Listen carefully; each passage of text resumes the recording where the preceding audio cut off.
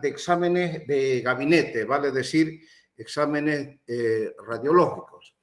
Vamos a comenzar a hablar, vamos a ir un poquito rápido a este tema porque más me interesa que ustedes tomen en cuenta el examen o el tema que va a venir a seguir, que se trata de uropatía obstructiva, una primera parte, que es un tema bastante largo y y les dije que quisiera que me entiendan o que ustedes entiendan el tema, que lo razonen perfectamente para que no tengan problemas. Bien, vamos con la placa simple de abdomen, que es un estudio radiológico que nosotros los radiólogos, los urólogos utilizamos en todo paciente urológico cuando hay cualquier patología, sospecha de algún tumor renal, cuando hay algún cólico renal, y forma parte de un estudio muy importante para nosotros que es la urografía excretora, que de a poco ya está realizándose menos, pero aún sigue vigente. La radiografía simple de abdomen debe ser tomada en decúbito supino, o sea, de boca para arriba. Muy rara vez nosotros pedimos en posición erecta y se puede hacer en posición lateral y oblicua también. Esta es una placa simple de abdomen, fíjense, que va desde las últimas costillas, fíjense el cursor, la última costilla coincide con la 12 dorsal, con la segunda vértebra dorsal.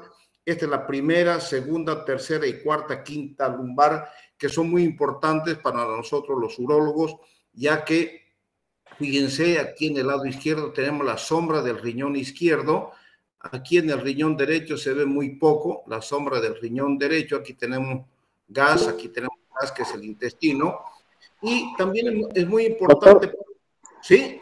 Doctor, voy a disculpar que lo corto, ¿está compartiendo la pantalla? No se observa. No se observa. A ver. Voy a ir un poquito para atrás. A ver, alguna cosa está errada entonces.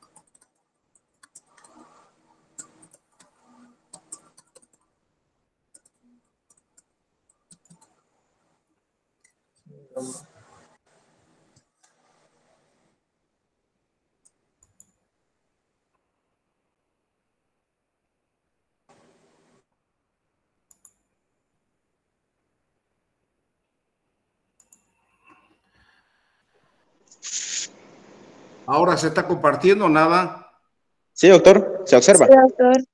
Ya, muy bien, vamos para adelante entonces. Entonces les decía que esta es la placa simple, de abdomen, donde la última costilla, que es esta, coincide con la 12ª vértebra dorsal. Esta es para los urólogos es muy importante, la primera, la segunda, tercera y cuarta, quinta lumbar. ¿Por qué? Porque eso nos facilita la descripción de la placa simple de abdomen. Por ejemplo, fíjense, aquí tenemos el polo inferior del riñón izquierdo y aquí tenemos prácticamente, se ve poco, el polo inferior del riñón derecho.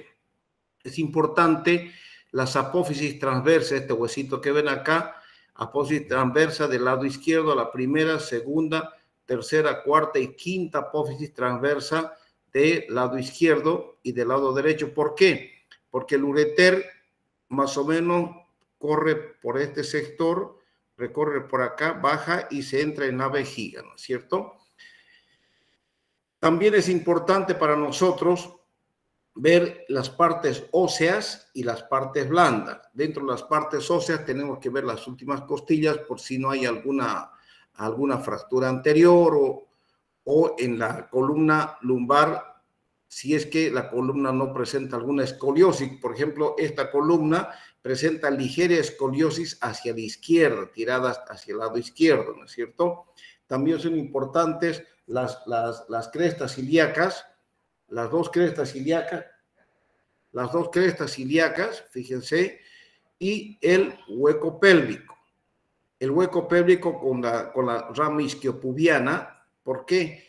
Porque cuando hay fracturas hoy en día en motocicleta o fracturas en accidentes automovilísticos, este huesito es el que primariamente sufre lesiones o fracturas, y como la vejiga prácticamente está acá encima de él, estos huesos perforan la vejiga y son causa de hematuria, ¿no es cierto? También tenemos lo más importante para nosotros los urólogos y para ustedes, es ver el coxis y el apéndice, el coxis, ¿no es cierto? Acá, la parte terminal de la columna vertebral. ¿Por qué? Porque en ausencia del coxis pues, se presenta lo que se llama la vejiga neurogénica, o cuando hay espina bífida, generalmente también se acompaña de vejiga neurogénica.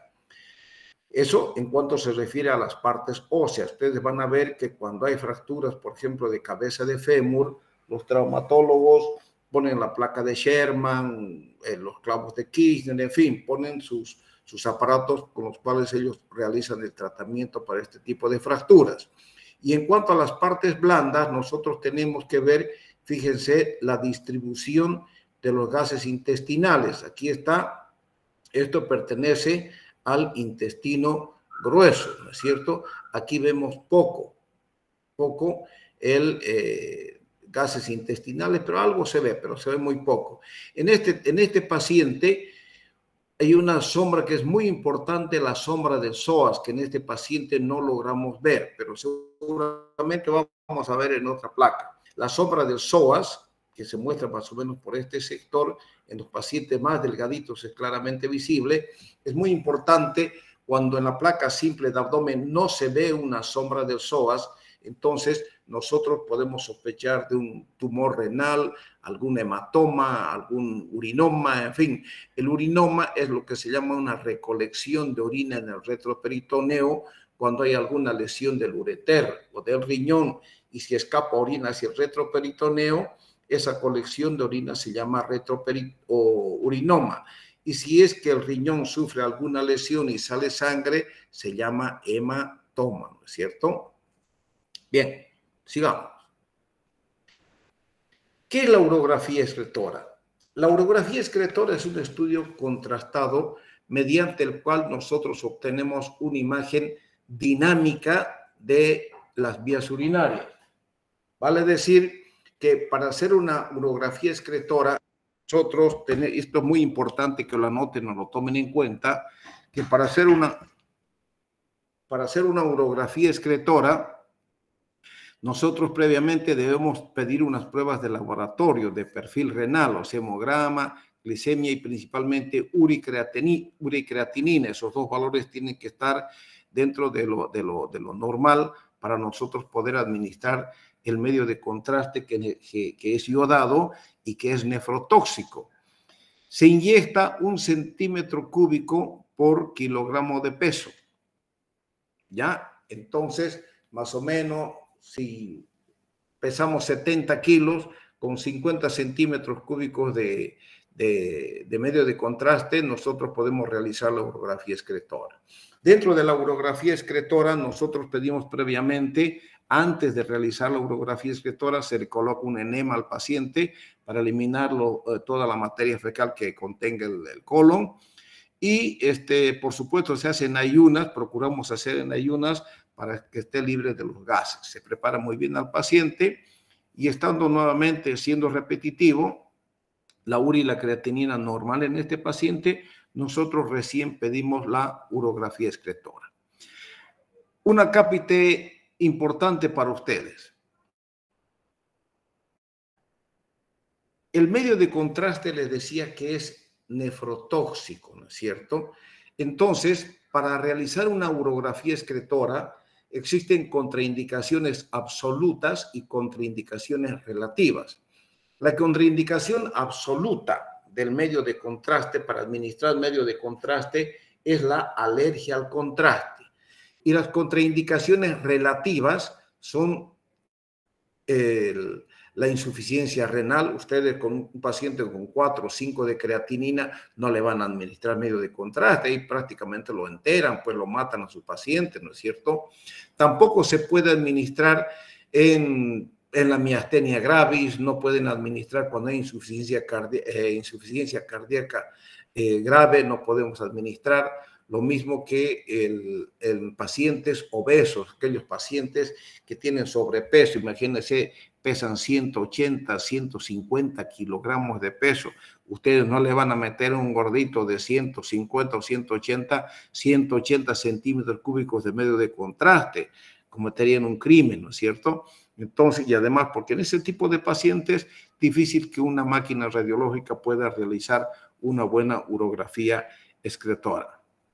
Bueno, la urografía excretora, primeramente se toma una placa simple de abdomen, luego se toma una placa a los 5 minutos, luego a los 10 minutos, a los 15 minutos, a los 20 minutos, luego puede ser a los 25, a los 30, luego a los 45, luego a los 60.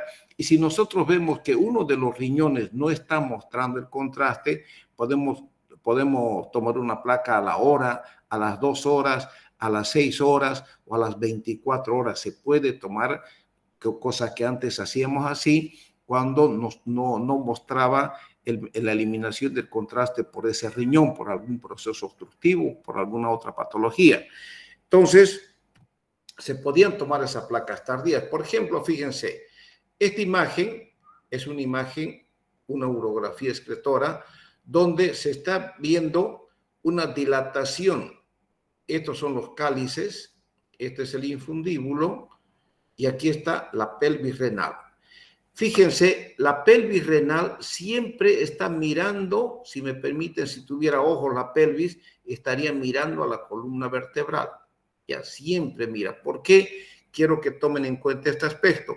Porque más adelante, cuando veamos las anomalías congestivas, vamos a ver que la pelvis renal puede estar mirando de frente o puede estar mirando para afuera cuando nosotros veamos las anomalías congénitas, ¿no es cierto? Ya como un adelantito les doy de que cuando en la vida fetal estos riñones están aquí en el hueco pélvico y a medida que el feto va creciendo, estos riñones van ascendiendo paulatinamente hasta la fosa lumbar donde se anida, donde se queda, y este riñón va girando a favor de las agujas del reloj hasta que queda mirando hacia la columna. En ese viaje que realiza este riñón puede quedarse a medio camino, puede haber anomalías de rotación y de traslación, en fin, que luego ya veremos posteriormente. Pero vean, esta es una urografía excretora donde vemos que esta es la pelvis, este es el ureter que está con el medio de contraste. Hemos dicho que se inyecta el medio de contraste en el torrente sanguíneo, en la vena, a razón de, nuevamente, 1 centímetro cúbico por kilogramo peso. Y eso va, por supuesto, entra por la arteria renal y comienza a filtrar por el glomérulo, por los riñones, y este medio de contraste va eliminándose, ¿no es cierto? Para que nos dibuje toda la vía excretora.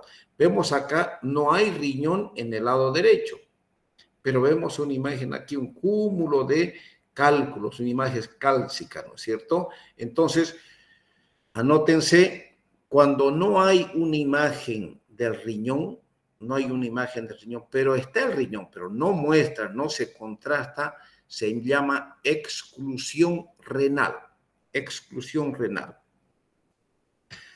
La pielografía ascendente o descendente, también llamada urografía, consiste en la visualización mediante varias radiografías, como ya les dije, del sistema urinario.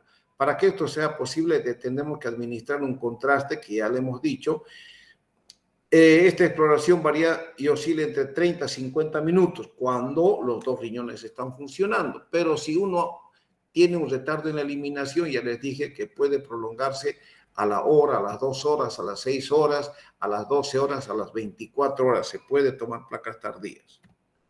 Vean acá. Fíjense, jóvenes.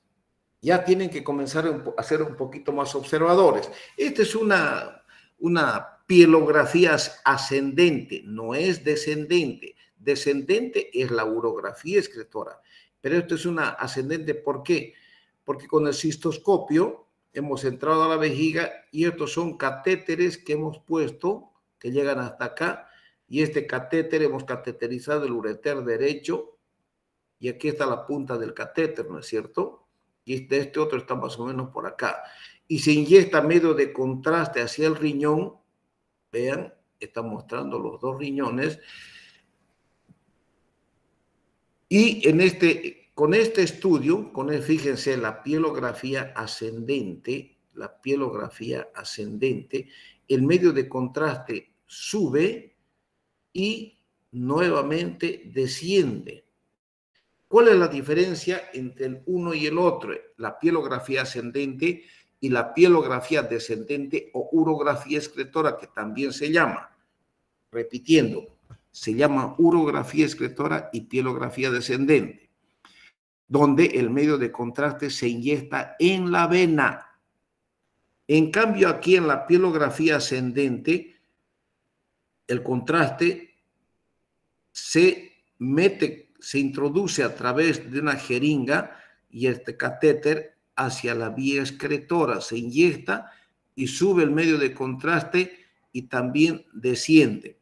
¿Se podrá hacer esto en un paciente con insuficiencia renal? Claro que se puede. ¿Por qué razón? Porque el medio de contraste no está entrando al torrente sanguíneo. Así como sube, también el medio de contraste se va a eliminar, no va a entrar en el medio, no va a entrar en contacto con la sangre. Por lo tanto, se puede realizar en pacientes con insuficiencia renal. ¿Me están entendiendo, no es cierto? Ya, por ejemplo, si tenemos esto, nosotros vemos o realizamos este estudio cuando el estudio contrastado no muestra el riñón. Y nosotros queremos saber qué es lo que está pasando, por qué no está mostrando el riñón. Entonces, utilizamos el cistoscopio, vemos los dos meatos, cateterizamos el meato e inyectamos medio de contraste por vía ascendente, no por vía sanguínea, por vía ascendente, que prácticamente esto sube y luego va a descender. ¿Por qué se podrá introducir el medio de contraste por vía ascendente en pacientes con insuficiencia renal? ¿Por qué? Porque no se absorbe, ya que desde los cáliz renales, tenemos la vía excretora está cubierta de fibra lisa. Todo es fibra lisa hasta la punta de la uretra en el hombre y hasta la punta de la uretra en la mujer. Por lo tanto, la fibra lisa es susceptible de elongación y no se logra absorber el medio de contraste. ¿Qué es el cistograma o el cistouretrograma miccional o uretrocistograma combinado? La cistografía, su fotografía, es una fotografía de usted, ¿no es cierto? Entonces, la cistografía es una fotografía de la vejiga. El cistouretrograma miccional ya es un estudio por el cual nosotros introducimos medio de contraste a través de una sonda a la vejiga, unos 250 o 350 centímetros cúbicos o 300 o 250, como quiera. Se introduce, no más de eso, se introduce a la vejiga nosotros invitamos al paciente a que orine. Sacamos la sonda y el paciente tiene que orinar. Nosotros, la cistografía o el cistouretrograma se realiza tomando placas de frente y de perfil. Ya cuando el día jueves, cuando nos veamos, les voy a explicar un poquito esta parte y alguien tiene que hacerme recuerdo, explíquenos cómo se realiza la cistografía miccional. Entonces se toma placa de frente y placa de perfil y es el estudio ideal para el diagnóstico de reflujo vésico-ureteral en los pacientes. Reflujo significa que la orina vuelve hacia el ureter en el momento de micción. Nosotros sabemos que para que exista micción, el detrusor, que es el músculo vesical, se contrae, hace fuerza, crea una presión intravesical para que se expulse su contenido. Pero al expulsar su contenido, lamentablemente por alguna anomalía o cualquier patología, la orina refluye hacia el riñón. Eso les voy a explicar este mecanismo, qué es lo que ocurre y por qué ocurre el día jueves. Sigamos. Vean ahí, esta es una placa, es una cistografía, una placa de frente, y aquí tenemos ya una placa miccional, el paciente está orinando. Entonces, pero yo tengo otros estudios más bonitos para mostrarles a ustedes cuando toque ver imágenes. La teleradiografía de tórax, nosotros los urólogos no pedimos, pero sí se pide una radiografía de tórax dentro de las evaluaciones cardiológicas, porque el urológico que vaya a cirugía no puede ir sin una evaluación cardiológica, ¿no es cierto? Ustedes saben que para hacer una radiografía de tórax, el paciente tiene que poner el pecho juntamente a la placa para luego se realice una radiografía más completa, porque como está cerca de la placa de tórax o la placa radiográfica, se ve el tamaño y las imágenes, la imagen o la silueta cardíaca con todas las anomalías que pueda tener, lo mismo así los pulmones. Fíjense, aquí tenemos, esta es la silueta cardíaca, es el botón aórtico, estos son los pulmones, aquí tenemos las bases pulmonares y aquí tenemos las costillas, ¿no es verdad? ¿Qué es la arteriografía renal selectiva? ¿Y cuándo nosotros utilizamos y para qué sirve la arteriografía renal selectiva? En los equipos de trasplantes, al cual yo pertenecí, al equipo de trasplante del Hospital San Juan de Dios, hicimos trasplantes renales durante 10 años y 8 meses. Entonces, a todos los pacientes les realizábamos arteriografía, pero antes, por supuesto, eso no lo hacemos los urólogos, lo hace un radiólogo intervencionista que funciona la arteria ilíaca y por ahí mete un catéter, llega a la aorta, saca una radiografía de la aorta que se llama aortograma y va ascendiendo con ese catéter y se entra a la arteria renal, ya sea a la derecha o a la izquierda. Se entra a la arteria renal izquierda y manda medio de contraste a través de la arteria renal izquierda. Fíjense acá, aquí está. Aquí ha mandado medio de contraste a la arteria renal izquierda y fíjense, muestran todas estas imágenes del riñón. Esto se llama arteriografía renal selectiva. Ven acá, existe una anomalía en ese riñón, ¿no es cierto? Pero la placa, imagínense, esto yo les voy a mostrar también. Tengo radiografías, pero ahorita no. Aquí está la aorta. Se saca previamente una radiografía de la aorta, se llama aortograma, luego viene el catéter, entra a la arteria renal izquierda, manda medio de contraste y este estudio se llama arteriografía renal selectiva, donde nos muestra las anomalías, cuántas arterias renales existen, qué problemas vasculares arteriales puede haber dentro del riñón, etcétera, etcétera. La tomografía axial computarizada, el ultrasonido y la resonancia magnética, más la urotomografía, que ya hoy en día está entrando con bastante frecuencia y nos sirve de mucho para el diagnóstico de los pacientes. Prácticamente el ultrasonido es muy útil para evaluar un daño renal y el crecimiento del riñón, ¿no es cierto? Y cómo va creciendo un tumor, por ejemplo. Con la ecografía, ustedes ven todo lo que pasa en el riñón, ven un quiste renal, ven un cálculo renal, ven un tumor renal, ven el tamaño del tumor renal, ven una hidronefrosis cuando hay por si algún motivo se tapara uno de los ureteres, ven la dilatación del riñón, que se llama hidronefrosis, cuando se acumula orina en la pelvis renal. Entonces, todo eso lo ve la ecografía. Entonces, prácticamente, la ecografía ve todo lo que ocurre en el riñón y ve todo lo que ocurre en la vejiga, porque nos mide la capacidad vesical, nos ve los divertículos, nos muestra los tumores vesicales, nos muestra los cálculos vesicales, nos muestra el residuo postmiccional, nos muestra el tamaño de la glándula prostática, nos muestra cuerpos extraños que pueden haber dentro de la vejiga, y a nivel genital nos muestra la ecografía el tamaño de los testículos, tumores de testículo, hidroceles, nos mide el tamaño del epidioma. En fin, la ecografía nos hace maravillas y nos sirve como primer estudio. Nosotros solicitamos una ecografía para ver si posteriormente ya nosotros pedimos alguna tomografía, una orografía o una urotomografía en los pacientes, o bien alguna resonancia magnética, dependiendo, pero la ecografía nos sirve de mucho, porque hoy en día prácticamente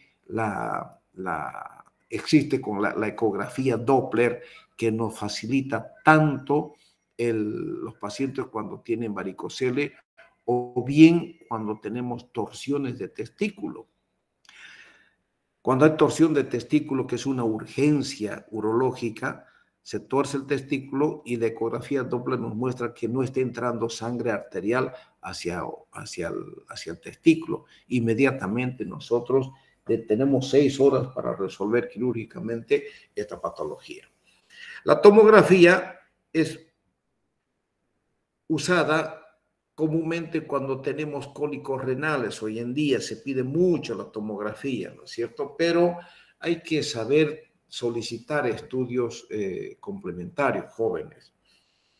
Un cólico renal se diagnostica tranquilamente con un examen de orina, una ecografía y una radiografía simple de abdomen. ¿Por qué? Porque en la orina, si hay un cólico renal, vamos a ver microhematuria. El dolor más la microhematuria, la ecografía, si el cálculo está, supóngase, en el ureter derecho, la ecografía nos va a mostrar leve hidronefrosis en el riñón derecho, nos muestra que el cólico está ahí y hay una piedra que está obstruyendo la salida de la orina y nos está mostrando una leve hidronefrosis del riñón derecho. La ecografía nos muestra todo lo que hay en el riñón y la vejiga, pero no nos muestra lo que existe en el uréter. Cualquier patología ureteral difícilmente nosotros lo vamos a ver con la ecografía. Ya cuando el ureter está muy dilatado, sí se puede ver, pero cuando no está es difícil para los ecografistas ver todo el uréter en su trayecto, ¿de acuerdo? Por eso es que cuando nosotros sospechamos de un cólico renal, hay microhematuria, hay leve hidronefrosis, siempre deben complementar con una placa radiológica que vaya desde la sínfisis pubiana hasta las últimas costillas. Con eso, si la radiografía nos muestra la imagen cálcica, ya sea en el ureter derecho, ya nosotros sabemos que es un cólico renal. Y dependiendo del tamaño del cálculo, nosotros veremos si se puede expulsar mediante tratamiento clínico o bien amerita hacer un estudio complementario, urografía o una tomografía o una urotomografía, ya nosotros cuando estamos seguros que ese paciente tiene que ir a una cirugía, ¿no es cierto? No sé si me han entendido. Cualquier cosa, cualquier duda, pregúntenme, joven. ¿Listo? La tomografía, lógicamente, es un estudio que ha revolucionado y nos ha facilitado de sobremanera a los urólogos el diagnóstico de los tumores de riñón, el diagnóstico de los abscesos renales, de los hematomas, de los urinomas, en fin. La tomografía es un estudio maravilloso donde se lo corta al paciente. Imagínense ustedes que les corte como una mortadela. Desde el apéndice sifoides los voy cortando en lonjas, si me permiten la expresión, les voy cortando en lonjas, para abajo, para abajo, para abajo, para abajo, y luego esos pedazos, si me permiten, esas imágenes, nosotros no, los vemos en una placa radiológica. Entonces, prácticamente es un estudio completo y no se nos escapa casi nada. Ha mejorado de sobremanera la tomografía, la urotomografía. Si la tomografía son cortes, les decía como mortadela, si me permiten la expresión, en cambio, la urotomografía son cortes longitudinales, o sea, de frente, como que yo vaya cortándole desde quitándole la piel, luego le quito los músculos, luego voy llegando y voy entrándome más profundamente hacia a toda la cavidad abdominal, o sea, estoy viendo todo el riñón, estoy viendo toda su vejiga y me permite ver todo lo que ocurre en el hígado, en el páncreas, en el intestino. Es un estudio maravilloso y viene combinado, o sea, la urotomografía es un estudio radiológico que hoy en día en Santa Cruz se hace. Lógicamente, el costo es un poquito limitado para la gente humilde. Mientras una placa simple de abdomen vale unos 80, 100 bolivianos, una ecografía vale unos 50 bolivianos. Imagínense, con 200 bolivianos más el examen de orina, uno tiene el diagnóstico de cólico renal. La tomografía vale unos 1.000, 1.200 hasta 1.500 bolivianos, la tomografía. En cambio, la urotomografía, sin contraste, por supuesto, sin contraste, vale 4.500 bolivianos, el más baratito. Está entre 4.500 y 5.000 bolivianos. Eso, lógicamente, pedimos cuando nosotros realmente pensamos que vale la pena tomar y es un paciente potencialmente quirúrgico para no cometer errores y tener un estudio mucho más completo de la patología por la cual ese paciente está viniendo a la consulta. Vean acá, esta es una tomografía, aquí tenemos el riñón normal y fíjense acá este tumor de este riñón grande, ¿no es cierto? Aquí vemos la parte ósea, aquí vemos intestino, es una tomografía. Esta es una imagen ecográfica, donde vemos, este es el parénquima renal y esta es la vía excretora del paciente, del riñón. La resonancia magnética ha sido aplicada en la imagenología del riñón, retroperitoneo, vejiga, urinaria, próstata, testículo y el pene. Los usos para la resonancia nos muestran prácticamente todo, ¿me entienden? Pero el costo es el que limita su uso. Tampoco nosotros, si tenemos la tomografía, la urotomografía, no vamos a pedir resonancia para cualquier cosa. Hoy en día, esto anótense por favor, ya ha llegado a Santa Cruz la resonancia multiparamétrica de próstata con contraste para el diagnóstico de cáncer de próstata. Me explico. Cuando yo sospecho de un cáncer de próstata, antes de mandarlo a biopsia, yo pido resonancia magnética multiparamétrica de próstata con contraste. Entonces el resonador, o sea, la resonancia, prácticamente me envía unos números y un informe donde me dice que existe alta probabilidad de cáncer de próstata. Esto es cuando al tacto yo toco y dudo de que sea cáncer, o el avance del antígeno prostático específico me hace dudar, me hace sospechar, pero no estoy completamente seguro. Y ese estudio se realiza aquí en Santa Cruz, ¿ya? Entonces, ya con el informe de la resonancia multiparamétrica de próstata, yo recién puedo ya enviar a hacer una biopsia donde prácticamente, de acuerdo al informe de la resonancia multiparamétrica, me va a decir en tal lóbulo existen más imágenes sospechosas de cáncer de próstata, ya sea en el lóbulo derecho, en el lóbulo izquierdo, y yo con esto, este informe le envío al paciente o al médico que va a hacer la biopsia para que se guíe en la toma de muestras. Esta es una resonancia del riñón, fíjense.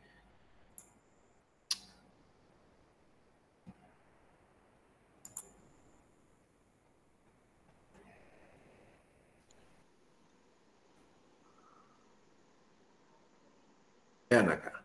Este es el riñón y este es el riñón con una imagen tumoral en el riñón derecho.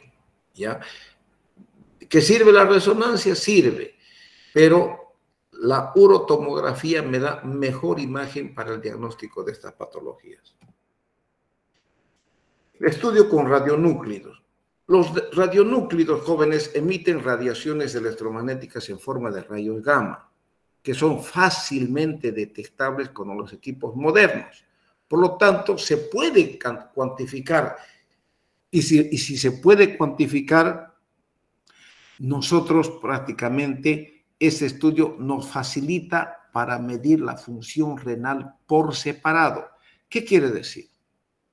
Hoy en día, yo ya no puedo retirar un riñón, hacer una nefrectomía sin previamente solicitar este estudio. ¿Por qué?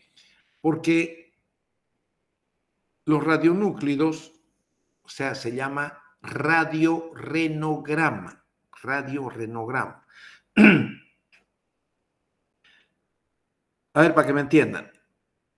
El 50% de la función renal me da el derecho y el 50% de la función renal me da el riñón izquierdo.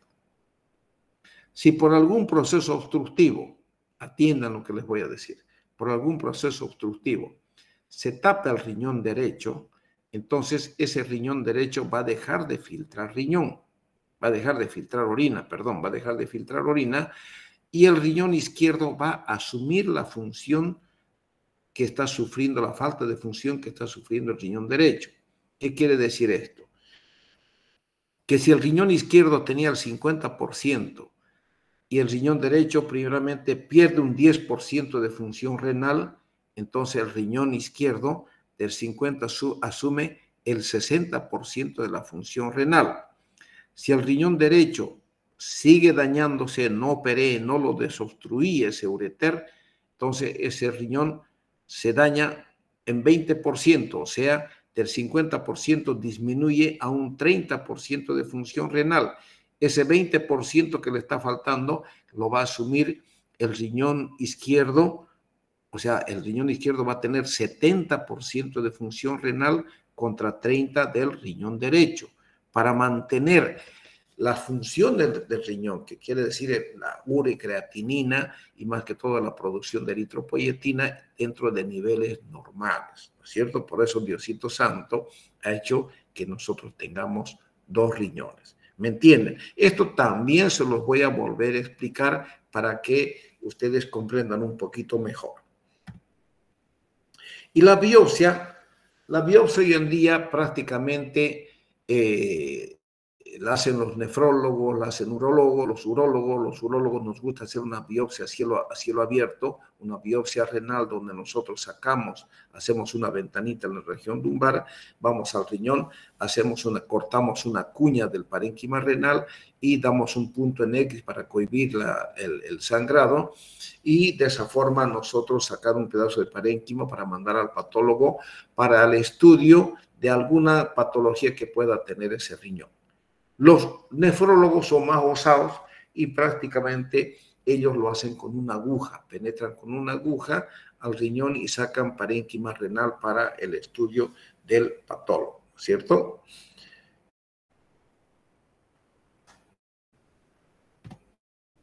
Vean, ahí está haciendo la biopsia por punción renal los nefrólogos. Bien, jóvenes.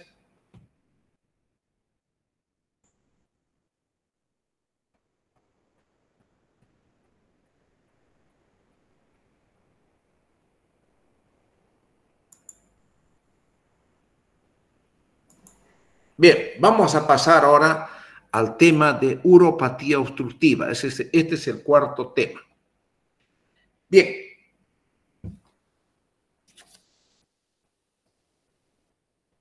¿Ustedes están viendo esta imagen, jóvenes? ¿No? ¿Logran ver? Sí, doctor. Sí. Bien. Me van a decir si está bien ahí y ven toda la imagen. ¿Están viendo? Sí, se ve, doctor, toda la imagen. Este dibujo que les hice en esta hoja, ¿están viendo o no? Ya. Sí, doctor, se ve. Vean. Sí, se ve. Ya. Ya, aquí están viendo mi bolígrafo que está mostrando el riñón del lado derecho, ¿no es cierto? ¿Lo ven? Sí, doctor. ¿Ven o no ven? Sí, doctor.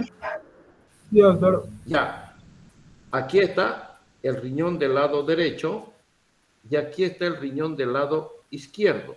Vean, aquí están los cálices renales, los cálices, y por acá está viniendo el ureter. Fíjense que es fino. El ureter del lado derecho baja a la vejiga, como el ureter del lado izquierdo baja a la vejiga, deja la orina en la vejiga y la orina sale por el conducto de la uretra hacia el exterior. Esto ocurre en ustedes, esto ocurre en una persona normal que no tiene ninguna patología obstructiva. ¿De acuerdo? ¿Lo vieron todos? Sí, doctor. ¿Sí? Ya, vamos a la otra imagen.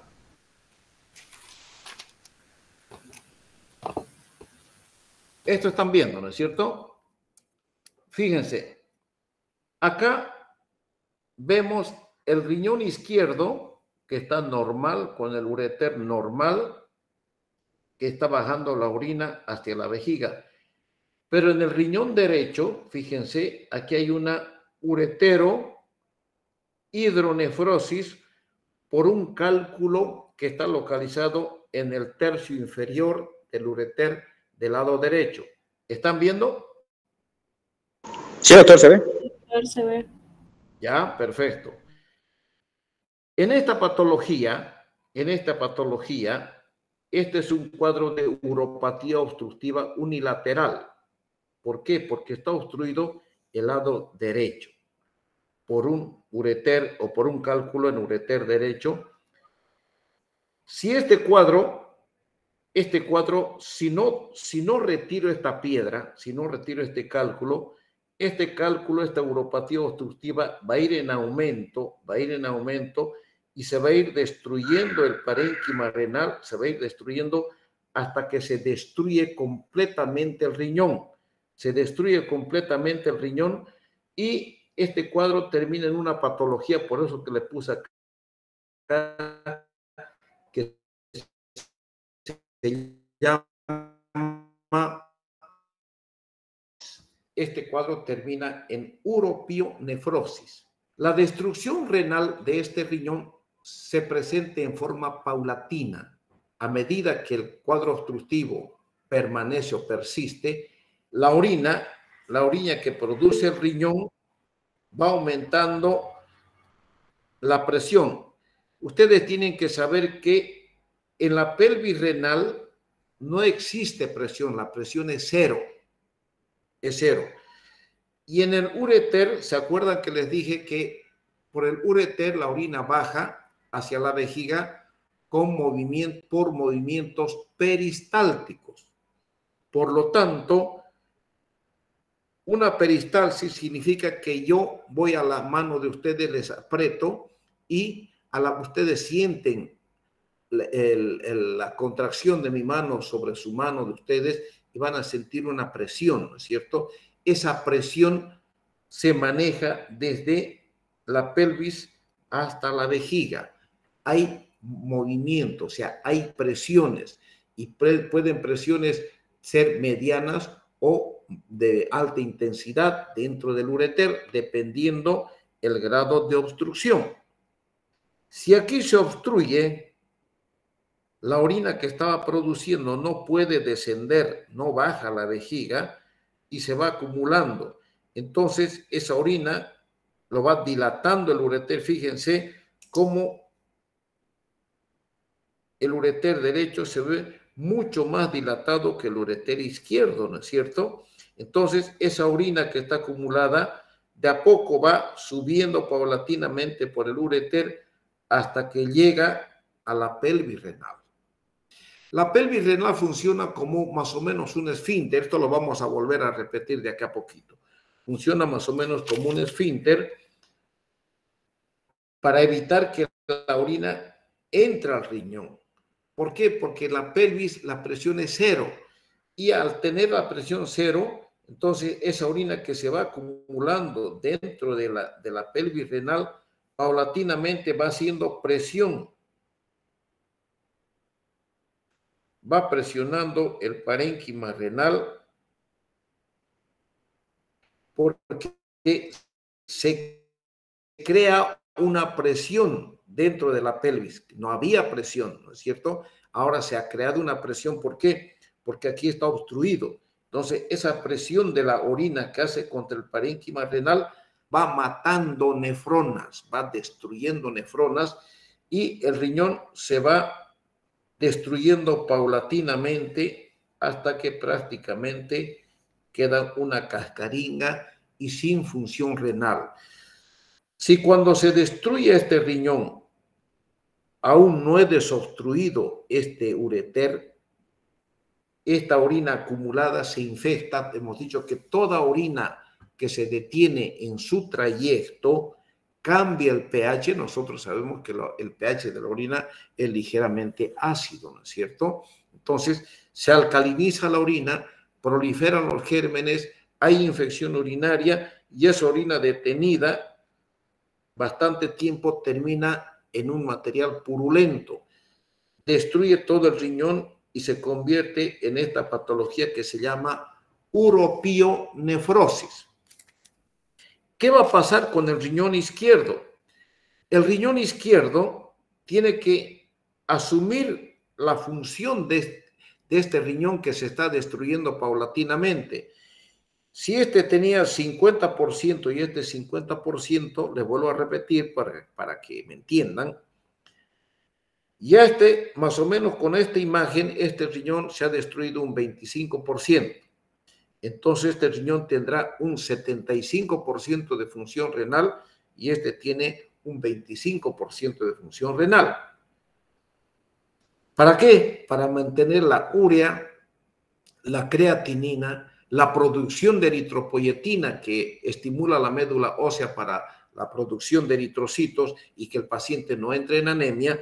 Entonces asume este riñón y este riñón paulatinamente aumenta de tamaño, va creciendo el riñón, va creciendo porque está asumiendo la función, la destrucción de este riñón izquierdo.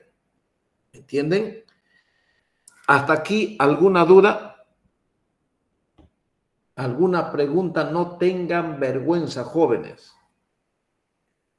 Si tienen alguna duda, yo voy a repetir. ¿Todo está bien?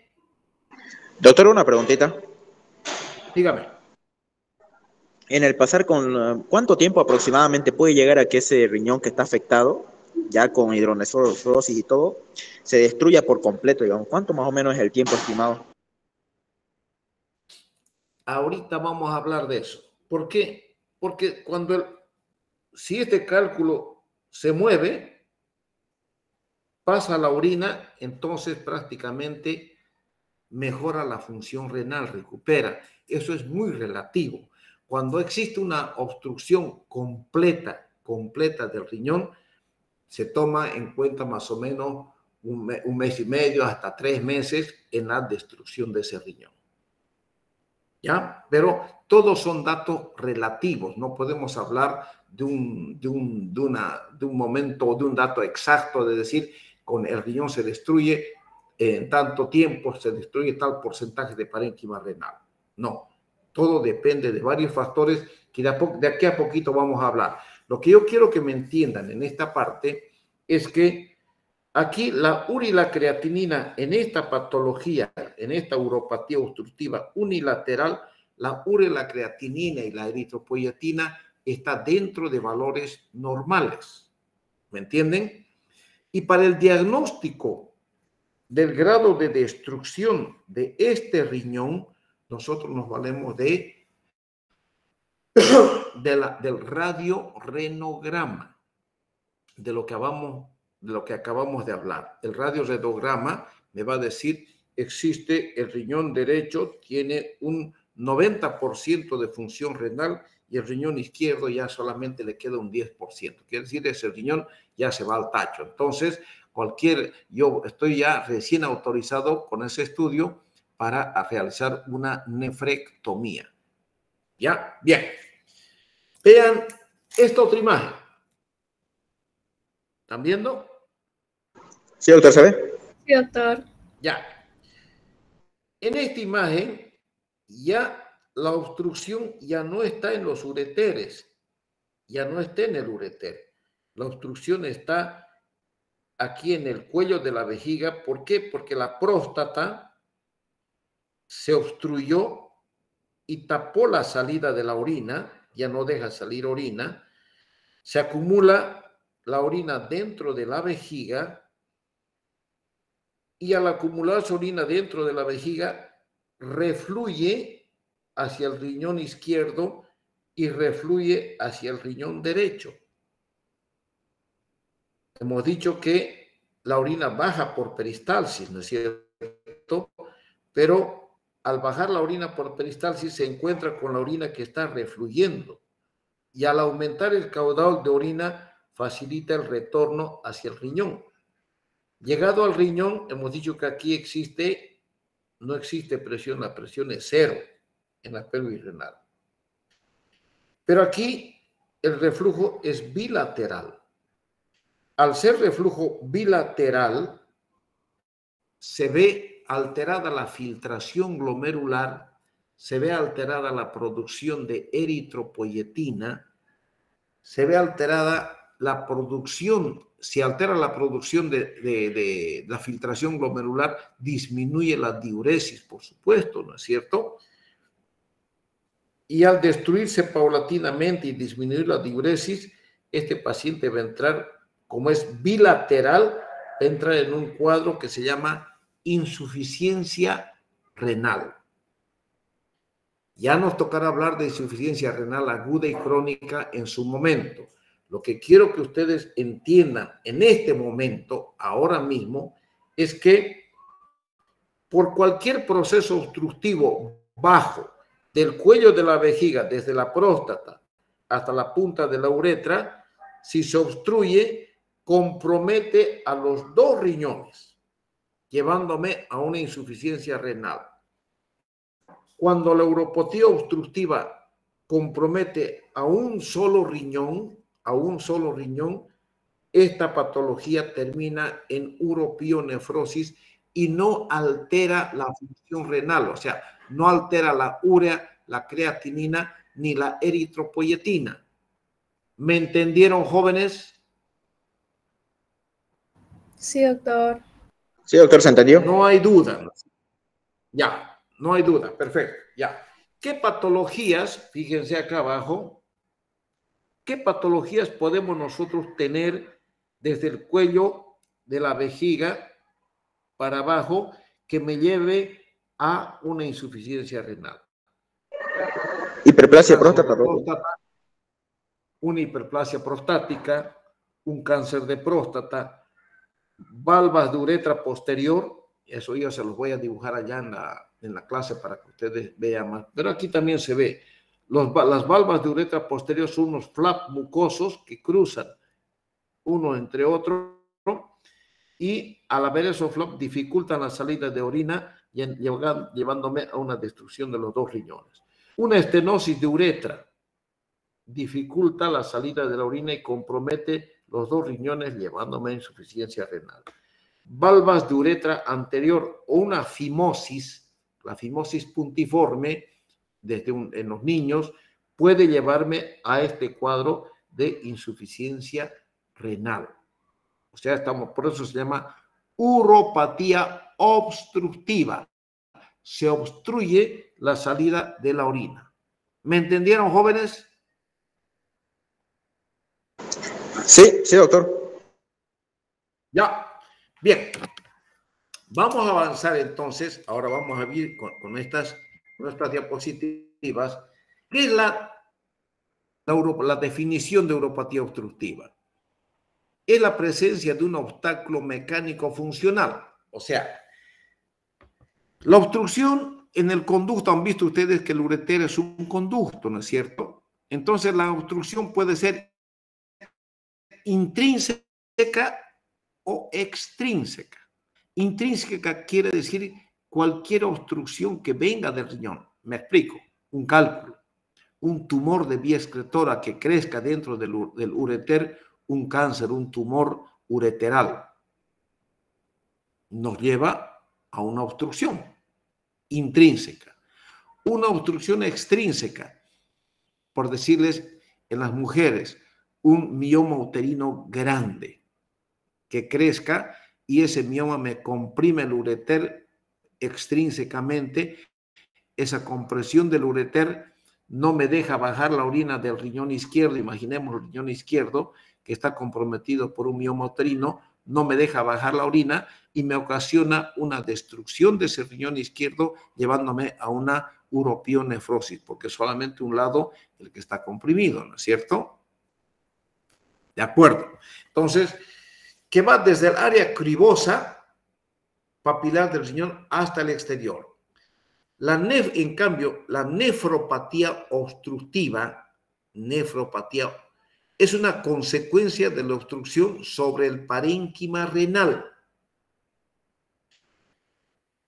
Y la hidronefrosis es una dilatación de la pelvis y los cálices renales como resultado de una obstrucción de la vía excretora. ¿Me están entendiendo? La nefropatía es una obstrucción por cualquier motivo del parénquima renal. Porque hay el riñón se destruye. A ver, la insuficiencia renal puede ser prerrenal, renal o posrenal. La prerrenal es cuando tenemos una diarrea, una deshidratación grave, o sea, esa deshidratación hace que disminuya el intravascular, el cólera nos deshidrata, disminuye el intravascular, no llega sangre al riñón y nosotros, como no llega sangre al riñón por deshidratación importante, disminuye el líquido intravascular, todo el intravascular, entonces nos ocasiona una insuficiencia prerrenal. La renal es cuando existe alguna patología propia del mismo parénquima renal. Y la insuficiencia posrenal ya entra y toca toda patología urológica, cálculo, una compresión extrínseca, lo que sea, una hidronefrosis, pero ya toca toda la patología urológica que sea la causa de destrucción de ese riñón. ¿Me entendieron, jóvenes? Sí, doctor. Una estenosis de uretra.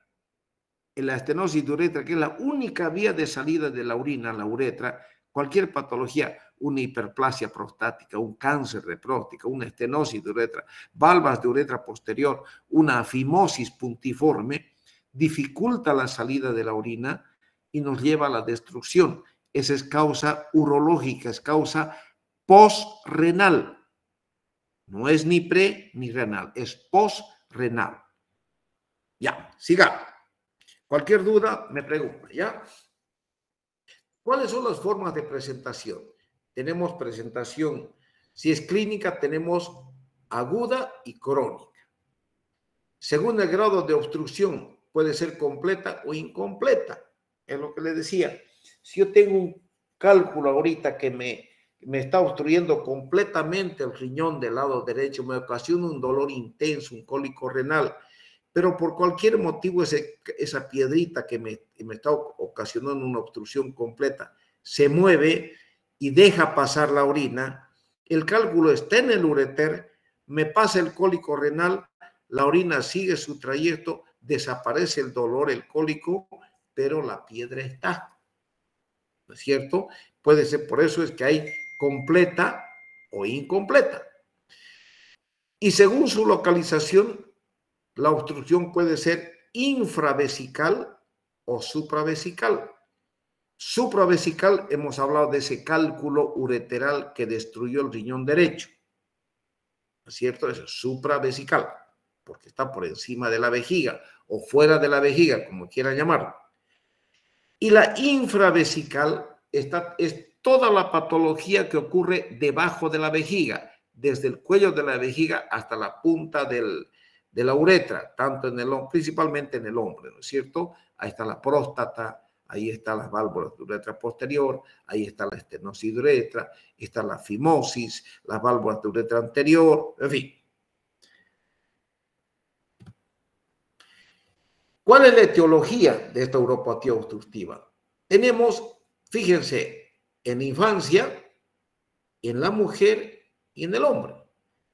En la infancia generalmente son patologías congénitas.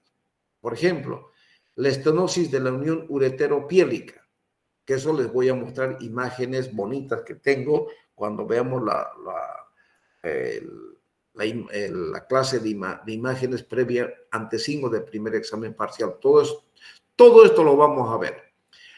La vejiga neurogénica en infancia puede presentarse, hemos dicho, por una ausencia del sacro, por una espina bífida, vaya, un meningocele, un mielomeningocele, en fin. Y aquí están las valvas uretrales. Las valvas uretrales son congénitas, de origen congénito, tanto las anteriores como las posteriores. Y en la mujer, el embarazo, la litiasis y tumores ginecológicos, por decir, los miomas son tumores benignos, ¿no es cierto? Entonces, eso es en la mujer.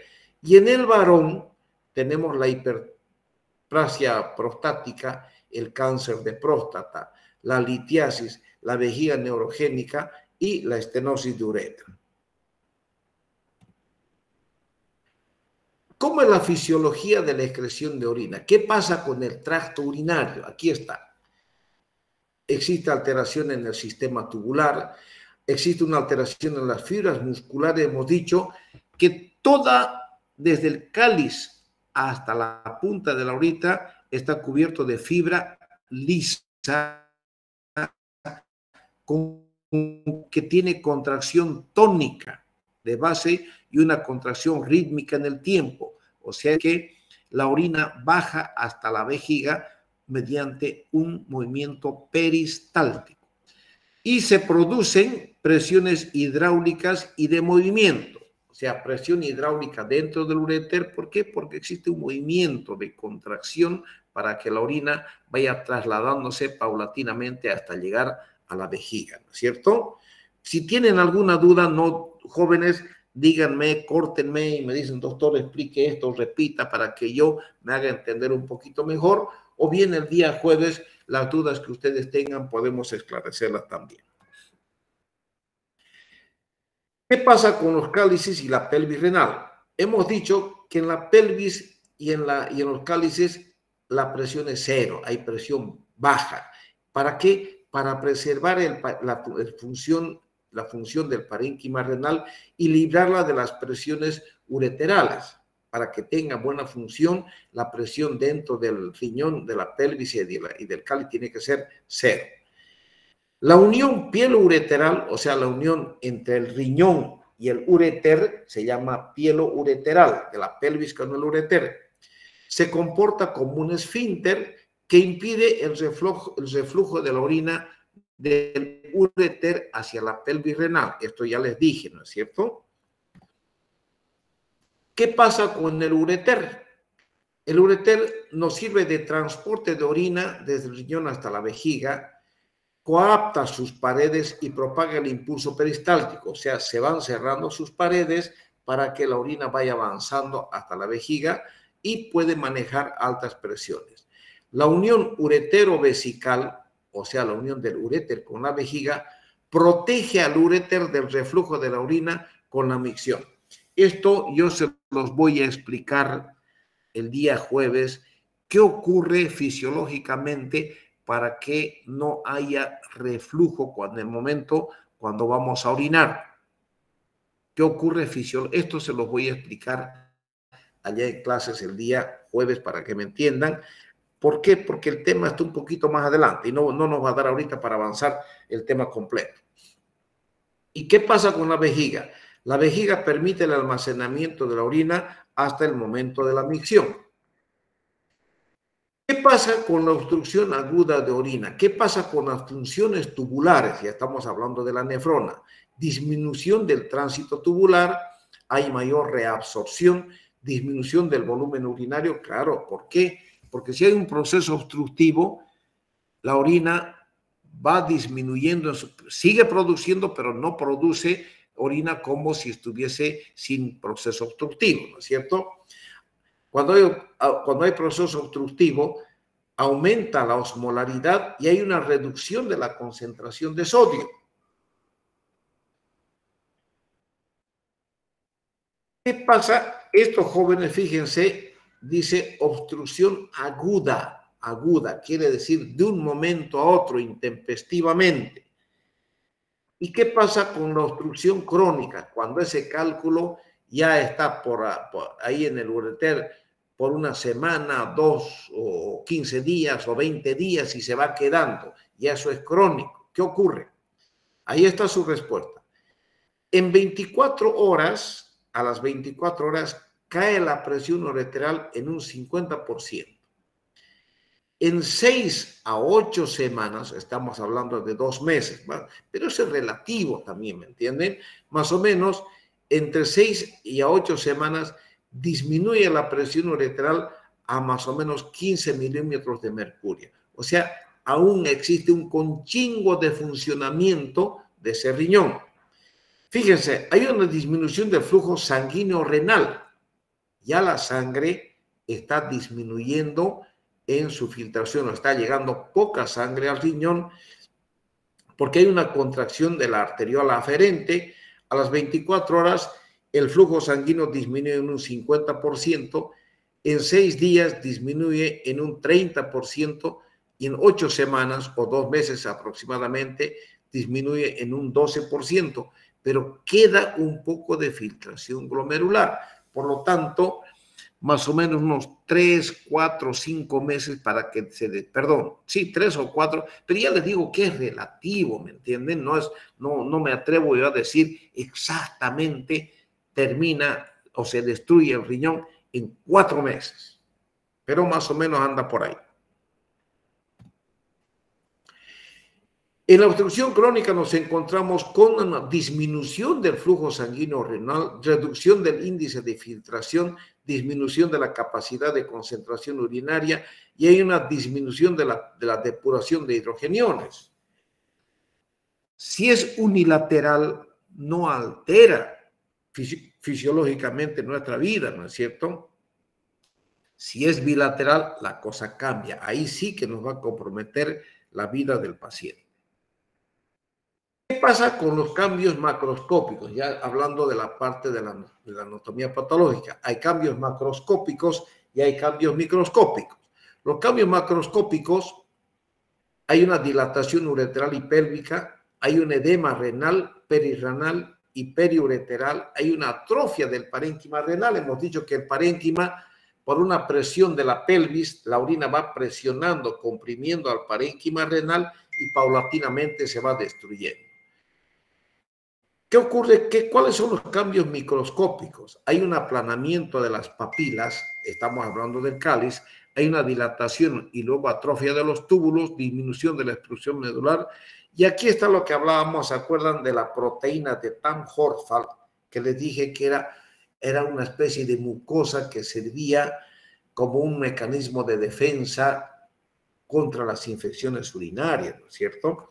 También esta proteína está situada en el espacio de Bowman, es patognomónico de la obstrucción, o sea, lo distingue de algunos casos en rechazo del trasplante. O sea, cuando hacíamos trasplante nosotros, lo primero que decía el nefrólogo, ojalá que no aparezca la proteína de Tamm-Horfeld, que ahí estamos fregados. O sea, es un indicativo dentro de los trasplantes renales que el riñón está sufriendo un daño, ¿ya? Se produce en la rama ascendente del asa de Henle y de los túbulos contorneados distal. O sea, hay una inversión del filtrado glomerular. Fíjense esta imagen. ¿Qué ocurre? Este es un ureter que contiene orina, ya está destruido, está dilatado. Aquí está la pelvis renal.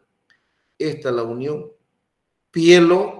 Aquí está la unión pielo-ureteral. Este es ureter, se divide en tercio superior, tercio medio y tercio inferior. Aquí está el parénquima renal. Fíjense prácticamente son unas bolitas, unas pelotas, donde está prácticamente el riñón completamente destruido. Es una telinga nada más que está cubierto por la cápsula, donde ya no existe parénquima renal. El riñón está completamente destruido. Y se hizo prácticamente una nefroureterectomía. Se sacó todo el riñón hasta el ureter inferior. Clínicamente, ¿cómo se clasifica? Tenemos una uropatía obstructiva supravesical y una uropatía obstructiva infravesical. ¿Qué pasa cuando hay la uropatía obstructiva aguda, o sea, en el cólico renal? O sea, aguda, que es la crisis renoureteral y existe una anuria excretora temporal, o sea, no elimina orina, pero es temporalmente, ¿no es cierto? Y la crónica nos lleva a una hidronefrosis y una caliestasia o pielocaliestasia, quiere decir la orina se detiene en los cálices y en el infundíbulo. Y en la uropatía obstructiva infravesical, si se tapa la uretra desde el cuello hasta la punta del pene, si se tapa la uretra, ¿qué va a haber? Una retención aguda de orina y hay una retención crónica de orina. Me explico. Si yo tengo un cálculo en la vejiga, y la vejiga es una cavidad, por supuesto, y ese cálculo está, cada que voy a orinar, yo siento que quiere salir, pero no sale, pero llega en algún momento que ese cálculo llega y se enclava, se encaja, si ustedes me permiten, y me tapa la uretra, se mete dentro de la uretra y no me deja salir orina. Los riñones siguen produciendo orina hacia la vejiga, ¿no es cierto? Por peristalsis. Hay una retención aguda de un momento a otro, es aguda. Y el paciente, y aquí está el concepto, todo proceso obstructivo agudo se acompaña de un dolor intenso en el paciente.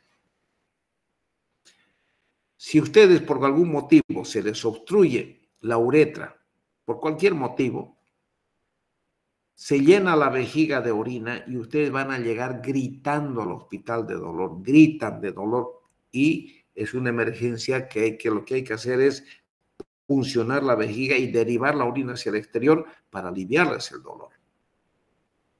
Pero yo he visto viejitos y he evacuado orina, unos 3.500 centímetros cúbicos de orina, así como me están escuchando.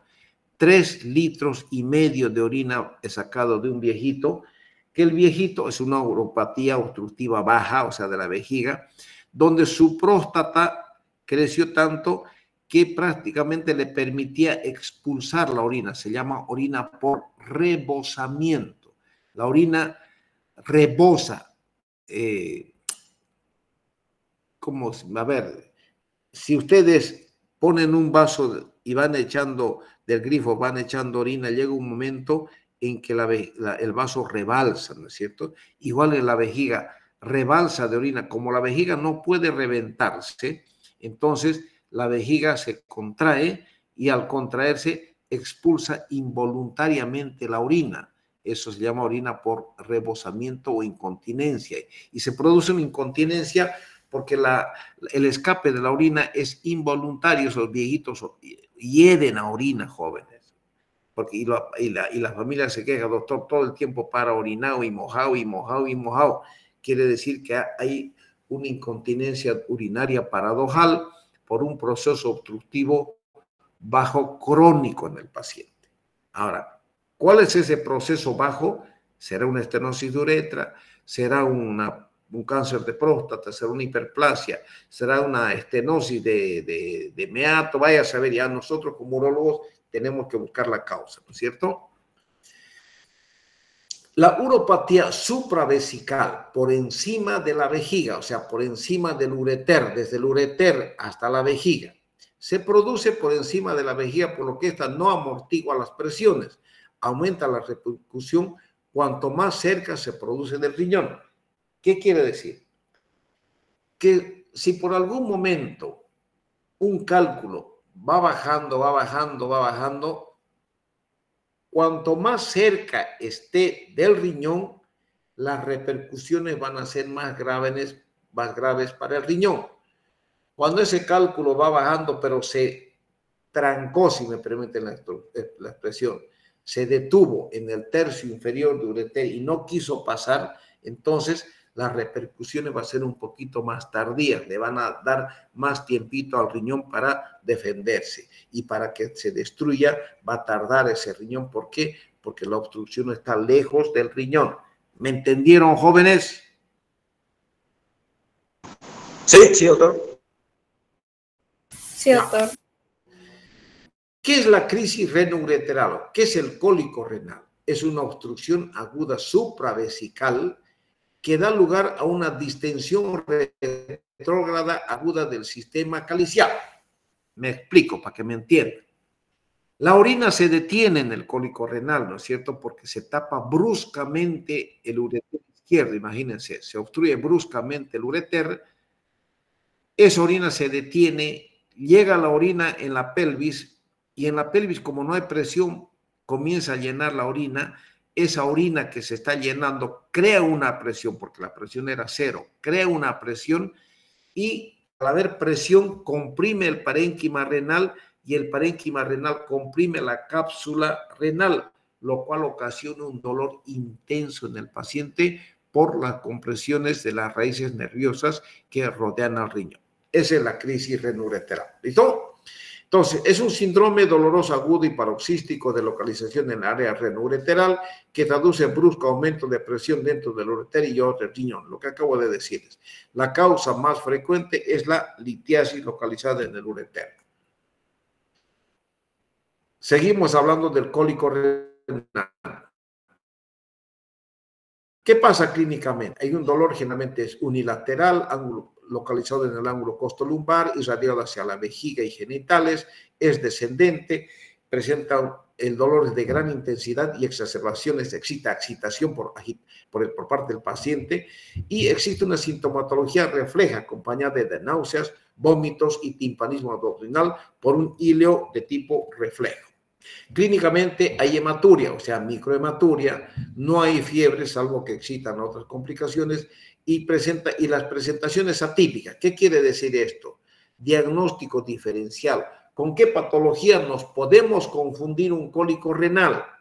Nos puede hacer confundir con una apendicitis, con una colelitiasis, con una anexitis, con una patología anexial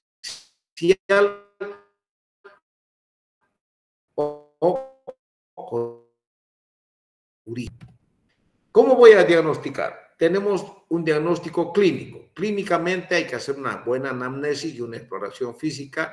Hay que ver qué sintomatología nos sugiere el paciente para sospechar de esta patología, y hay que hacer una cuidadosa exploración abdominal, palparlo bien al paciente, Giordano, hacer la puñopercusión, en fin, todas las maniobras. Y dentro de las pruebas complementarias hay que hacer análisis de sangre, de orina, una radiografía de abdomen, una ecografía, si amerita hacer una urografía intravenosa o bien una tomografía. Para el diagnóstico, ¿cuáles son las pruebas analíticas? Examen de sangre, hemograma y bioquímica, glicemia, urea y creatinina. No son necesarios, pero hay que pedirles, ¿cierto? Solo cuando sospechamos de complicaciones o cuando hay una infección o oligoanuria, pero siempre en cólico renal, siempre pidan hemograma, glicemia, urea y creatinina. El sedimento urinario, el examen de orina, nos va a mostrar la presencia de una microhematuria y una cristaluria. Siempre el cólico renal acompaña de microhematuria. ¿Puede haber cristaluria o no? Puede haber, pero la microhematuria generalmente está presente. Fíjense, acá tenemos un cálculo en la unión piel ureteral del lado derecho. Entonces, la placa simple de abdomen nos ayuda al diagnóstico. Este es un cálculo grande. Esto difícilmente va a hacer que baje. Entonces, yo ya pensaré en un tratamiento quirúrgico. Para un tratamiento quirúrgico yo ya tengo que hacer un hemograma, glicemia, urea, creatinina, coagulación sangría, protrombina, evaluación cardiológica, electrocardiograma, radiografía de tórax y una evaluación cardiológica completa, ¿no es cierto? Ya yo aquí puedo resolver o por vía abierta o por una ureterolitotripsia. Mientras con el ureter llego hasta acá y con el láser lo destruyo y no fue más. Ese mismo día dejo un doble J, ese mismo día el paciente se va a su casa. Entonces, en la placa simple tenemos que ver las litiasis radiopacas. Existen cálculos radiopacos y radiolúcidos, les dije, ¿se acuerdan? Los cálculos radiopacos son los de oxalato de calcio, este es de calcio. Existe el de cistina y existe el de estrubita, son los cálculos que se ven. Los cálculos que no se ven son los cálculos radiolúcidos, vale decir los de ácido úrico y santina. Vamos a ver en la placa un aumento de la silueta renal. El riñón se va a agrandar un poquito. Hay una escoliosis antiálica, fíjense, la escoliosis, la columna se tuerce y nos está mostrando el lado donde está enfermo el riñón, si permiten la expresión, donde está la causa del problema. Se contorsió la columna como medida antiálgica, es un mecanismo de defensa del organismo. También puede ser confundido con los flebolitos y hay que hacer un diagnóstico diferencial con otras patologías que habíamos nombrado. ¿Qué vamos a ver en la ecografía? No es imprescindible para el diagnóstico de la crisis reunilateral, o sea, en el momento agudo no pidan ecografía porque no lo van a pedir. Primero tienen que calmar el dolor del paciente, salvo casos de algunas complicaciones como alguna infección o bien una oligoanuria. ¿Se acuerdan lo que significa la palabra oliguria? Sí, doctor. ¿Qué significa oliguria? Oliguria es la disminución de la excreción de orina en las 24 horas, por ejemplo, menos de 400 a 500 centímetros cúbicos, doctor. 400, perfecto. Y anuria menos de 100 centímetros cúbicos, ¿no es cierto? Quedan 100 centímetros, eso se llama anuria. Y complementa la información una radiografía, donde se ve un cálculo, como acabamos de ver, y para ver el diagnóstico diferencial de litiasis con otras patologías, nos muestra el grado de dilatación y el estado del parénquima. Todo esto nos muestra la ecografía. La ecografía, les dije, nos va a mostrar cuánto de hidronefrosis existe en el paciente, cómo está el parénquima, si hay quiste renal, si no hay quiste renal, y si está en la pelvis o debajito de la pelvis, la ecografía nos va a mostrar el cálculo. Si está más abajo, ya. Vean acá. Aquí se ve una imagen ecográfica para que vean, este es el parénquima renal. Todo esto es el parénquima renal. Aquí está la dilatación del cáliz, aquí está la pelvis. Aquí hay un calculito, ¿no es cierto? Un cálculo. Pero aquí abajo hay otro cálculo. Aquí hay otro. Este no causa dolor.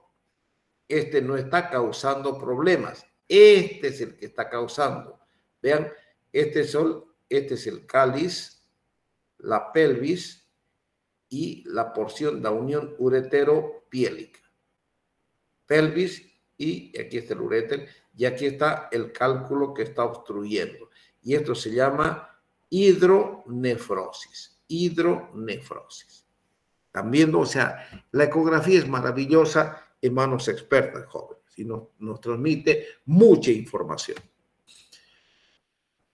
La urografía intravenosa. Ya hemos dicho que para hacer una urografía intravenosa nosotros o la urografía tenemos que pedir una función renal, urea-creatinina. No pueden pedir una urografía sin pedir una prueba de función renal. La urografía nos va a ver la causa de la obstrucción, el grado de dilatación, las alteraciones de la vía excretora y el diagnóstico de la litiosis radiotransparente. Vean acá. Aquí está la urografía. Esta es una placa simple y aquí está la piedra. Esta es la urografía. Aquí el riñón izquierdo ya está eliminando el medio de contraste bonito. No sé, no es muy buena placa, ¿no? Yo tengo placas mejores que estas, que luego los vamos a ver. Fíjense, aquí está el ureter bonito, delgadito, y está eliminando su medio. Aquí se ve otra porción de ureter, y aquí está la vejiga con medio de contraste. Aquí están viendo el ureter. Vean acá, el ureter finito acá, porque la piedra está acá, esta piedra. está acá. Este es un movimiento peristáltico del riñón. ¿Por qué? Porque fíjense aquí se ve un poquito más dilatado, ¿no es cierto? Comparen este ureter con este, aquí es fino, entonces es un movimiento peristáltico. Aquí está cerrado y aquí el ureter está abierto. Y aquí está la hidronefrosis que ven, la pelvis, infundíbulo y cáliz. Infundíbulo, cáliz, infundíbulo, cáliz, infundíbulo, cáliz. Entonces tenemos una hidronefrosis del riñón derecho. No entra en insuficiencia renal. ¿Por qué? Porque este riñón asume la función de este otro. Ahora, si no existiese este riñón del lado izquierdo, no hay riñón del lado izquierdo, este paciente sí o sí entraría en una insuficiencia renal, lo cual se convierte en una urgencia urológica. Si tiene este otro riñón, nosotros calmamos el dolor, quitamos el dolor del paciente, hacemos los estudios con calma, con tranquilidad, hasta resolver la patología o sacar esta piedra por vía endoscópica o por vía abierta. ¿Alguna pregunta, alguna duda? Seguimos con crisis renouretral. A ver, vamos a ver hasta dónde vamos a avanzar.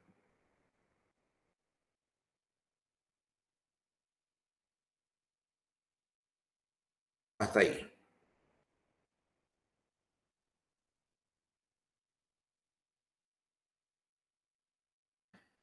La tomografía y la urografía nos sirven de mucha importancia para el diagnóstico, ¿no es cierto? Ustedes saben que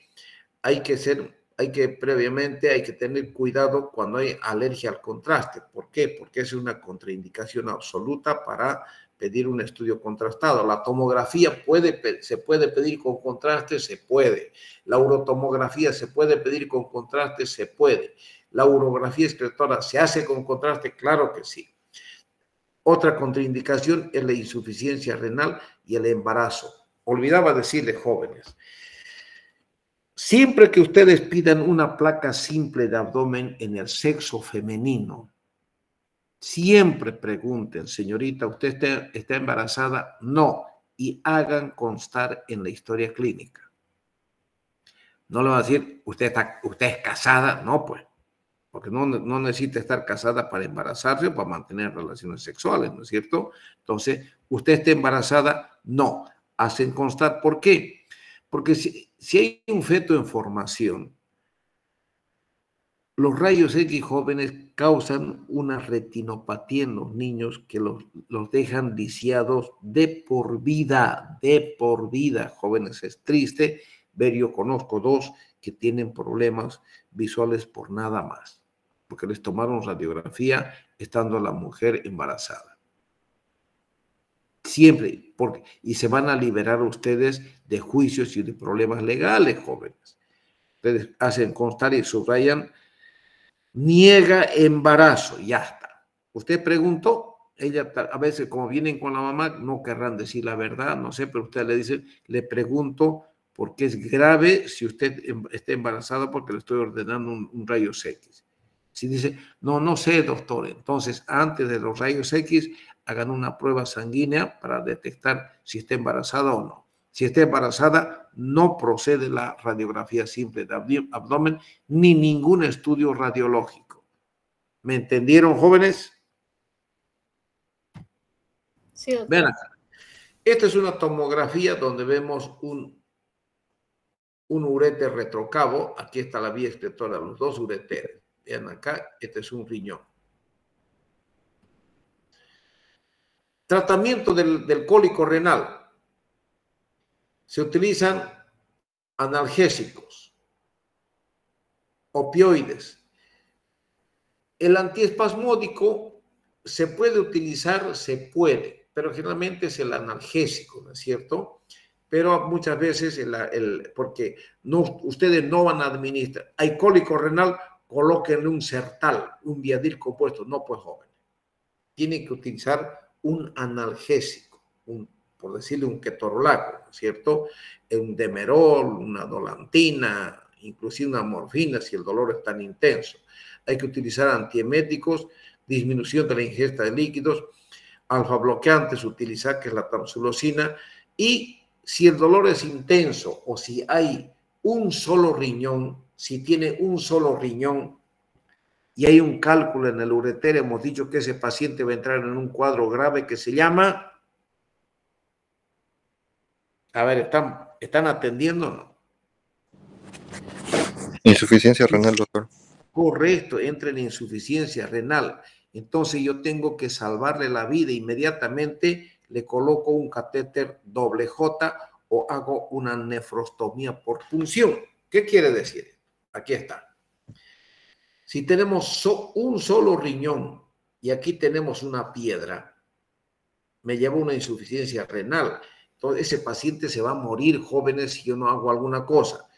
Coloco este doble J por vía endoscópica, llega el doble J hasta la pelvis renal, la orina comienza a fluir porque esto tiene una infinidad de huequitos. Acá ya les voy a mostrar. Entonces, comienza a fluir la orina sale a través de este doble J, disminuye la insuficiencia renal, se soluciona la insuficiencia renal y este cálculo maldito yo por ureteroscopía lo saco, lo retiro, en fin, hago cualquier cosa, pero retiro, el tratamiento es retirar la piedra, ¿cierto? Lo mismo acá, aquí tenemos varios cálculos y yo no puedo colocar un doble J. ¿Por qué? Porque esto es una pielografía ascendente, he hecho una pielografía ascendente, fíjense, he hecho una pielografía ascendente, hay varias piedras, entonces doble J no puedo hacer. Entonces, ¿qué hago? Meto este catéter al riñón, perforo el riñón y meto el catéter, lo voy dilatando hasta que dejo un catéter en el riñón, que esa orina va a salir a través del catéter hacia el exterior hasta que normalice la urea y la creatinina. Cuando la urea y la creatinina estén normales, recién yo resolveré estos cálculos que se encuentran aquí en el ureter. Hay 1, 2, 3, 4, hasta 5 piedras, ¿no es cierto? Entonces, recién yo resolveré esa litiasis, ya sea por vía endoscópica o por vía abierta, pero con urea creatinina normal. O sea, primeramente debo derivar la orina hasta normalizar los valores de urea y creatinina en el paciente. La anuria excretora, ¿qué pasa? Hay una interrupción de la secreción urinaria por parte del riñón, si es único funcionante, o sea, cuando es riñón único, o de los dos cuando hay una obstrucción bilateral. ¿Qué quiere decir? Si tengo los dos riñones y hay una insuficiencia renal por uropatía obstructiva, voy a entender que los dos ureteres están obstruidos, pues, ¿no es cierto? O sea, la causa va a ser obstructiva y hay que descartar otras causas de insuficiencia renal. Hemos dicho prerrenal y renal. Las causas de la anuria excretora, tenemos obstrucción del riñón único, generalmente litiasis, obstrucción bilateral si hay litiasis, o una iatrogenia o tumores. La clínica, la crisis renoureteral, o sea, en el cólico renal existe una oligoanuria, disminución de la diuresis por debajo de 400 centímetros cúbicos, como dijo su compañero, y hay síntomas y signos de insuficiencia renal cuando hay esta patología, la oligoanuria, si se trata de un riñón o de una obstrucción de un solo riñón o de los dos riñones. En la anuria excretora tenemos que hacer un diagnóstico clínico y tenemos que hacer un diagnóstico con pruebas complementarias.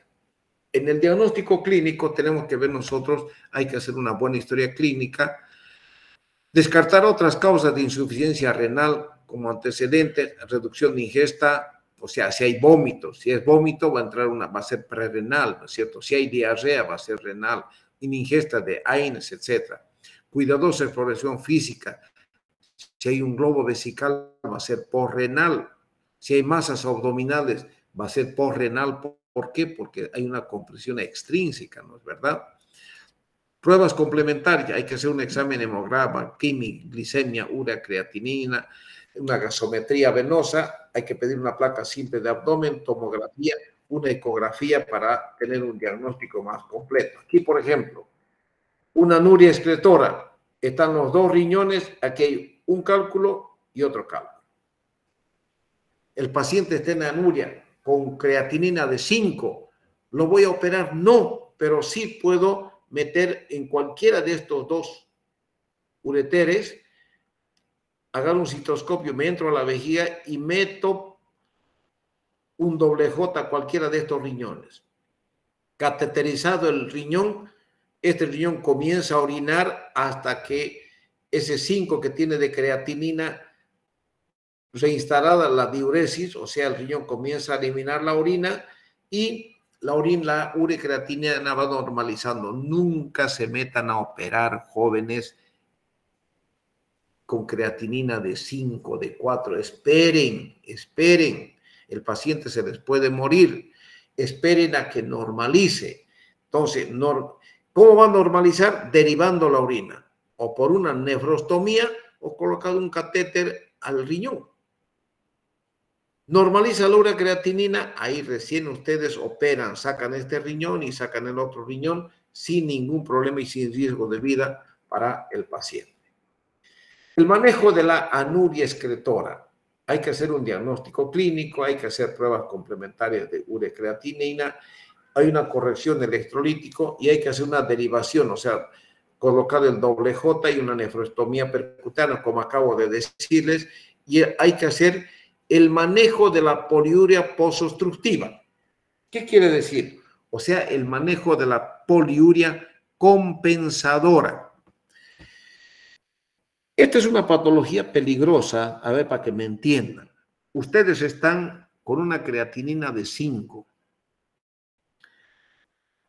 Para que llegue a 5, lógicamente, si es aguda, ya tiene que estar obstruida la vía excretora de un tiempito esta parte, ¿no es cierto? Vale decir que eso va obstruyendo y va subiendo y subiendo y subiendo y subiendo y subiendo. Los riñones están sufriendo, quieren filtrar y no pueden. Entonces llega un momento en que yo coloco un doble J. Comienza a bajar la creatinina, digamos, de 6, 5, va bajando la orina, y al bajar la orina a la vejiga y a la exterior, va disminuyendo la creatinina. Llega un momento, normalmente nosotros orinamos 1,5 litros en las 24 horas, ¿no es cierto?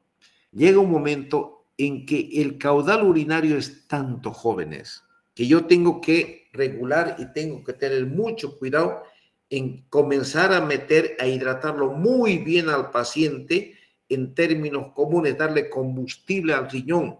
Combustible, vale decir, lo hidrato bien a mi paciente para que esos riñones tengan que eliminar. Porque si yo no repongo la cantidad de líquido que ese riñón está perdiendo exageradamente, por eso se llama poliuria compensadora o poliuria posobstructiva. El riñón puede orinar no 1,5 litros, puede orinar hasta 4 litros. Y me lo deshidrata al paciente y me ocasiona insuficiencia prerrenal. El cuadro me agravó porque me lo secó al paciente, me lo deshidrató. Entonces yo tengo que regular, meter sueros, hidratarlo bien al paciente e ir regulando la diuresis del paciente y midiendo.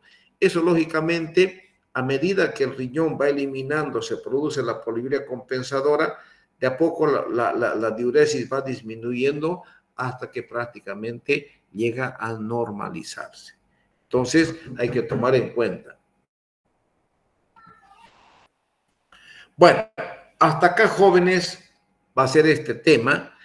El día jueves vamos a continuar desde hidronefrosis para adelante y aquí un poquito más adelante ya tenemos vamos a hablar lo que es el trígono, para qué sirve el trígono, qué ocurre cuando ustedes van a orinar, por qué no refluye la orina. Entonces, ese tema lo dejamos para el día jueves. Este tema número 4 es muy importante, como ustedes verán, para que ustedes vayan entendiendo, vayan captando qué pasa cuando se obstruye un riñón, qué pasa cuando se obstruyen los 2 riñones, qué pasa cómo se llega a la insuficiencia renal, cómo se llega a la uropionefrosis, qué pasa con el medio de contraste, en fin. Todo esto hemos ido viendo y espero que hayan captado. El día jueves vamos a continuar con este tema. Les deseo a los papás todo lo mejor, felicidad si alguno es padre, y compartan con su papá esta noche una cena, háganle una promesa de que serán excelentes estudiantes, se dedicarán a la materia de urología y a las otras materias, aprobarán todas sus materias, y esa es la promesa. El mejor regalo para un padre jóvenes es ver que el sacrificio que uno realiza por los hijos se vea recompensado, no con dinero, sino ver un hijo que vaya avanzando en la universidad y vaya proyectándose como un buen profesional. Estudien, sacrifíquense y hagan felices a sus padres. Felicidades a los que son papás, y si no son, bueno, a los papás en potencia también. Hasta el día jueves, que les vaya bien, jóvenes. Hasta luego. Hasta luego, doctor. Gracias, doctor. Hasta luego, doctor. Feliz día para usted Hasta también. luego.